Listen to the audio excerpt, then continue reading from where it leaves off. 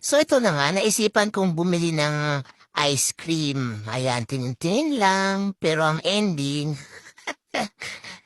ang aking mahinang loob ay napalitan ng pamumulila na mag-grocery.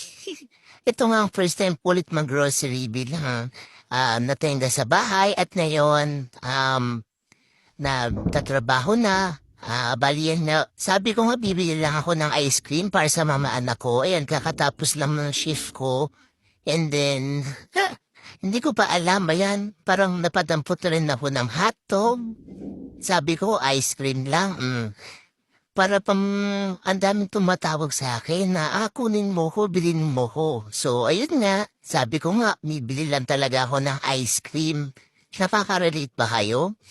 Kasi napunta sa ang ending sa pag-grocery, ang mahal maging tao, Diyos ko Lord, lalo na pag may